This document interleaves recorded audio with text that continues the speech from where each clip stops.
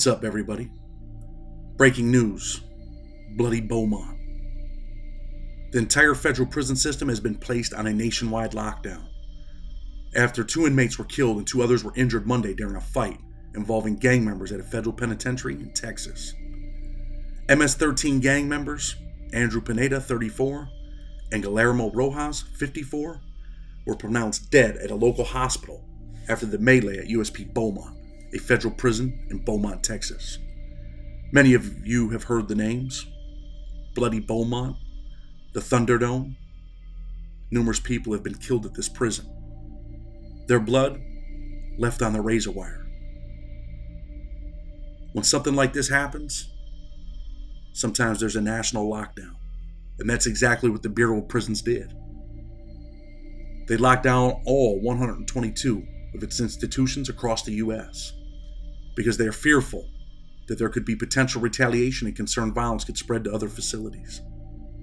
In an abundance of caution, the BOP has secured their facilities as a temporary measure to ensure the good order of their institutions, said Christy Brashears, a Bureau spokeswoman. Brashears added the Bureau would monitor events within its facilities and adjust its operations as the situation evolved. She declined to elaborate further for safety and security reasons. Nationwide lockdowns are relatively rare, but have been instituted 3 times in the past 2 years. This is because the Federal Bureau of Prisons is a place that is off the chain. It's a place where you could walk in with a 6-year sentence, like one of these MS-13 guys, and end up dead. You could leave this prison in a body bag. We talked about Ricky Fackrell, talked about USP Beaumont, and how easy it is to lose your life.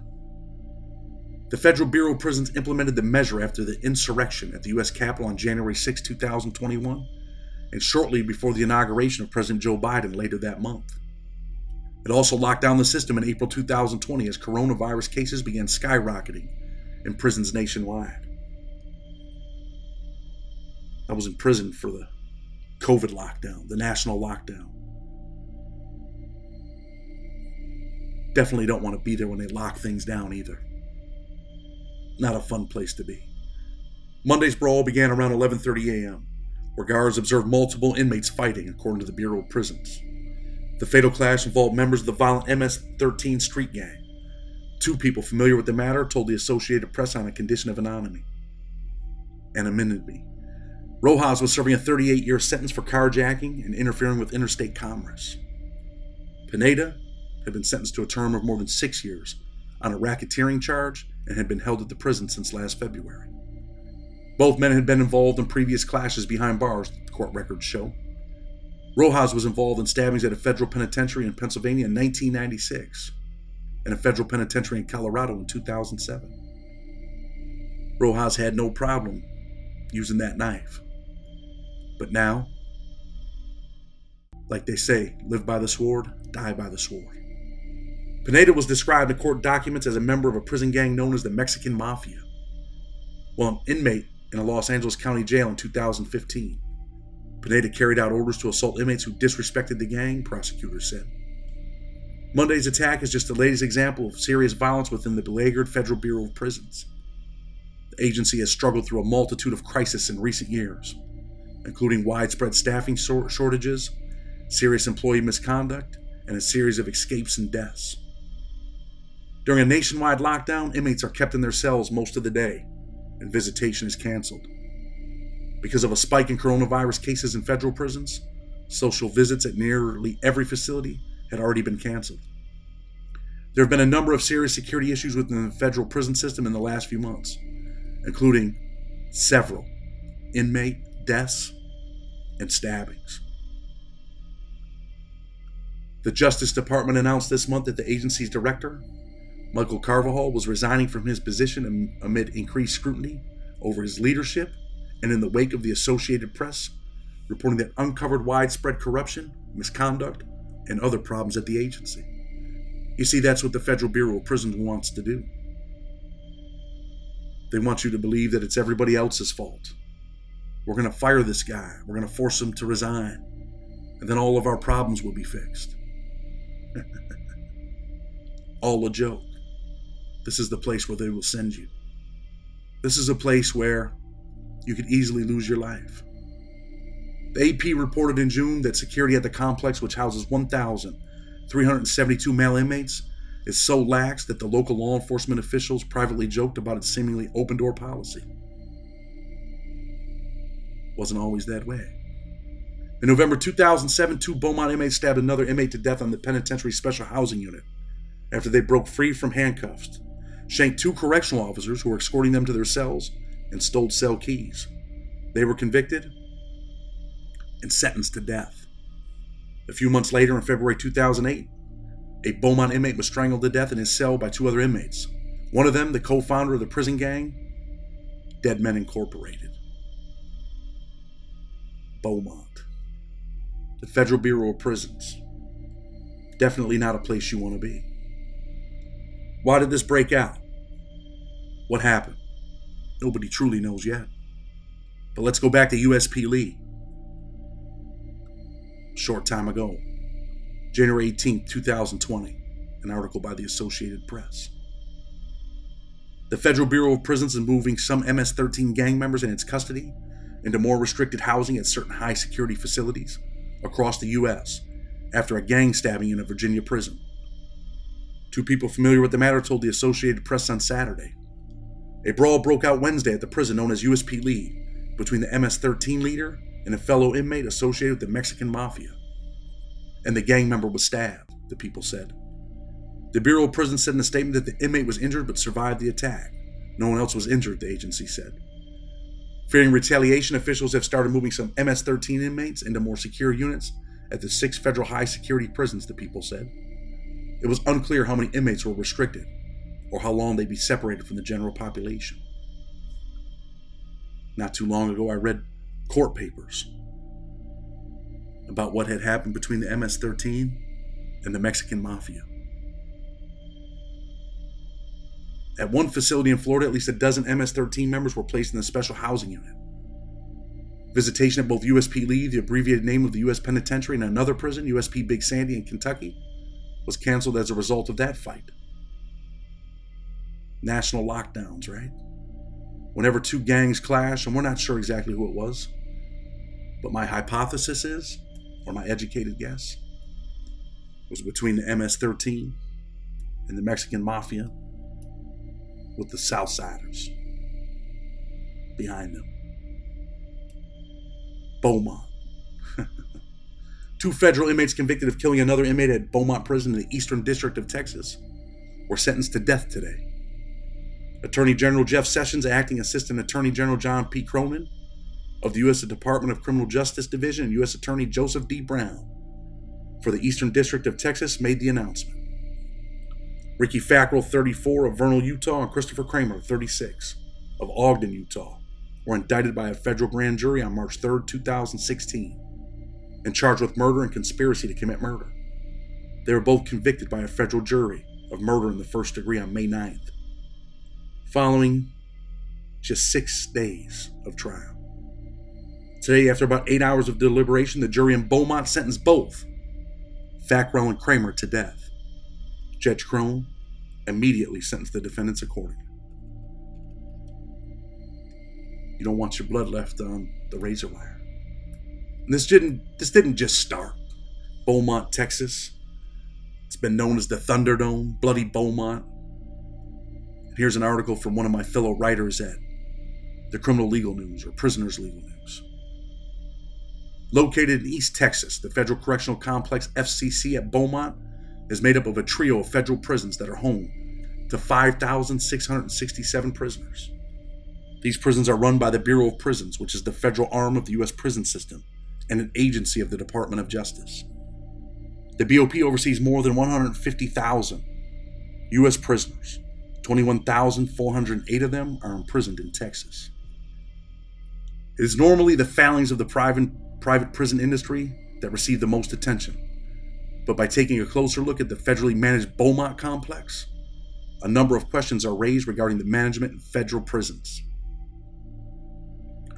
Recognizing the inherent dignity of all human beings and their potential for change, the Bureau of Prisons treats inmates fairly and responsibly and affords them opportunities for self-improvement to facilitate their successful reentry into the community. This is from a Bureau of Prisons vision statement, 2001 report. Are you kidding me? Is that really their mission? The U.S. Penitentiary in Beaumont is home to what prisoners call the Thunderdome, or Bloody Beaumont. This moniker, borrowed from the Mad Max fantasy flicks of the 1980s, refers to the place where two go in and only one leaves alive. As the film synopsis puts it, a place where two men fight to death. At USP Beaumont, witnesses claim that guards paired up rival segregation prisoners in the 15 by 20 foot recreation cages and let the prisoners go at it. In January 2001, one of the matches was fatal. Prisoners Shannon Wayne, Agosky, and Luther Plant were in a rec cage when, according to a Beaumont prison guard's testimony, in July 2004, Agosky stomped on Plant's head, which caused his death nearly 2 hours later. Forensic experts testified that Plant had drowned in his own blood. While BOP and FBI officials acknowledged that this was the fifth murder at USP Beaumont since its opening in 1997, remember, this is an article from 2001. They refused to disclose any details to the media relating to the three other homicides, such as the name of the victim, date, time, or manner of death. Even though these types of facts are routinely released to news media and non-prison homicides, the prosecution was able to seek the death penalty for Agosky in 2004 under a 1994 crime bill that made murder by a federal prisoner a death penalty offense. Agosky, who was serving a life sentence without parole, was cast by the prosecution as an experienced martial artist waiting to attack. Agosky has a black belt in Hua Rang Do, a branch of martial arts which translates literally as the way of flowering manhood. A November 2000 letter written by Agosky was also presented at the trial. He wrote, "All I do is work out, wait to leave, and hope the cops mess up and let me around some other scumbag so I can test out my hands." The authorities apparently gave him that opportunity when he was put in the rec cage with his opponent, Plant, who had served 8 years of his 15-year sentence on charges of arson in a 1987 nightclub fire in Texas. Christopher Matt, a Beaumont prison guard, testified that it was his responsibility to pair up the prisoners in the rec cages, and he said that he did not sense hostility between the two prisoners. Witnesses at the trial maintained that pairing up prisoners in cages and allowing them to fight was a common practice. So common that nicknames sprouted up like Gladiator School and the aforementioned Thunderdome. Prison officials deny this. Agosky's defense contended that the guard did not even witness the fight, and 3 prisoners testified that Agosky was not the instigator. Agosky, who had recently lost his 2000 appeal for the 1989 kidnapping and murder of Dan Short, a Missouri bank president, was convicted and sentenced to death in the murder of Plant in September 2004. After his conviction, Agosky was transferred to the ADX in Florence, Colorado, the BOP Supermax prison in the Rocky Mountains. The Bureau of Prisons tried to prevent contact between this reporter and Agosky on a few separate occasions. Letters between Agosky and I were delayed, and false information was given to me by a Bureau employee at the Colorado ADX, where Agosky is imprisoned. The federal death row is located at the U.S. Penitentiary in Terre Haute, Indiana. These actions were seemingly intended to cause confusion and delay in correspondence. This is what they do. But enough about Agosky. We're back to Beaumont. In April 2005, 2 more prisoners at USP Beaumont were indicted in a 1999 stabbing death of another prisoner. Arzal Gully and David Lee Jackson are now in Colorado facing charges of first-degree murder and the use of a dangerous weapon in a federal facility. If convicted, they face the death penalty or a life sentence. In an unrelated case, prisoner Keith Barnes was transferred to USP Beaumont in May 2005. Originally convicted in Washington, D.C. for murder and conspiracy to rob, Barnes had testified against a co-defendant for a reduction in his sentence, and as a result of his cooperation with authorities, bounced from prison to prison, seeking protection from the co-defendant's numerous connections within the prison system. According to the family spokesperson Sharon Brown, Barnes knew he was going to die. Fellow prisoners targeted Barnes incessantly. At one point, he was placed in a cell with another prisoner who fought him all night long. At this point, Barnes was supposed to be under protective custody. He sought removal from the BOP system, but instead, he was transferred to Bloody Beaumont on May 6, 2005. The next day, Barnes was dead, with 69 stab wounds. Since then, Beaumont has been tight-lipped with information surrounding the burnt murder, and Barnes' family is trying to be patient, but they want answers. This is what happens at Beaumont. It's been going on for years, and there's so many more cases that I could read. But just want to know if this is the place you want to be. Why do they do these national lockdowns? Why do you think? Because if something happens in one prison, it could definitely pop off in another. And I assure you that now the BOP is going to be forced to start moving people. There will be many transfers coming. Depending on who this was between. Was it between the Mexican Mafia and the MS-13? My intuition tells me yes. Bloody Beaumont, a place where your blood could be left on the razor wire. Not the place you want to be.